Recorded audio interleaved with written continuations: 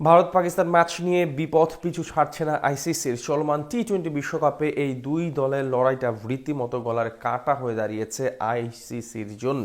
এবার নতুন করে মহা ঝামেলায় পড়তে যাচ্ছে ক্রিকেটের সর্বোচ্চ নিয়ন্ত্রক এই সংস্থাটা।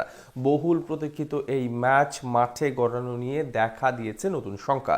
খেলোয়াড়রা খেলতে নামার আগেই পণ্ড হয়ে যেতে পারে এই লড়াই, আর তাতে করে আবারও হাজার কোটি টাকা লোকসানের সম্ভাবনা জেগেছে আইসিসির।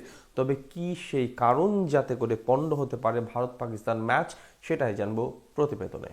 রাত পোহালেই মাঠে গড়ানোর কথা রয়েছে ক্রিকেট দুনিয়ার সবচেয়ে বড় মহারণের শর্টার ফরম্যাটের লড়াইয়ে মাঠ মাতাবে দুই চিরপ্রতিদ্বন্দ্বী ভারত ও পাকিস্তান। তবে সেই ম্যাচ নিয়ে দেখা দিয়েছে নতুন এক শঙ্কা, আর তাতে করে আইসিসির কপালে রীতিমতো দুশ্চিন্তার ভাঁজ। এবার আর কোনো দেন দরবারের সুযোগটাও থাকছে না আইসিসির কাছে, বরং এবার হাজার কোটি টাকা লোকসানে মাথা নত করতে বাধ্য হবে ক্রিকেটের সর্বোচ্চ নিয়ন্ত্রক এই সংস্থা। ভারত পাকিস্তানের ম্যাচটাকে আইসিসির সোনার ডিম পাড়া হাঁস বললে ভুল হবার কথা না। আইসিসির বেশিরভাগ রাজস্ব আসে শুধুমাত্র এই একটি ম্যাচ থেকেই, কেননা এই একটি ম্যাচ চলাকালীন সময়ে কোটি কোটি দর্শকের চোখ একসঙ্গে টিভি স্ক্রিনের পর্দায় আটকে থাকে। গোটা ক্রিকেট বিশ্বে তৈরি হয় উৎসবের আবহ। এই হাই ভোল্টেজ লড়াই ঘিরে বিজ্ঞাপনের বাজারে যেন ঈদের চাঁদ উঠে, চারিদিকে শুধুই আলোর ঝলকানি। কিন্তু সেই উৎসবের আকাশেই এখন কালো মেঘের আনাগোনা। আনন্দের মঞ্চে যেন আচমকাই বিষাদের পর্দা নামতে চলেছে। প্রকৃতির খেয়াল খুশি এখন চারদিকের আলো নিভিয়ে দেওয়ার আভাস দিচ্ছে।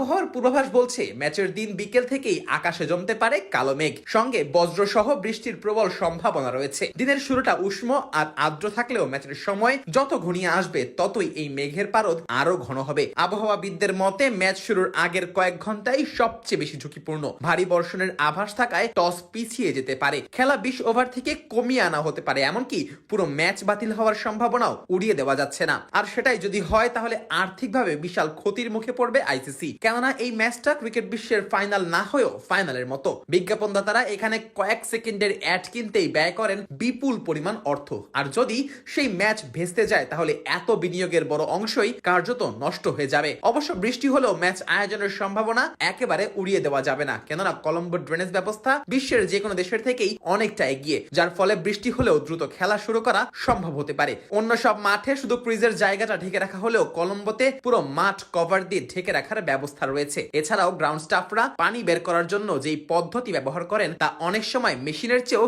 দ্রুত কাজ করে, তাই কিছুটা আশা করতেই পারে ভক্ত সমর্থকেরা।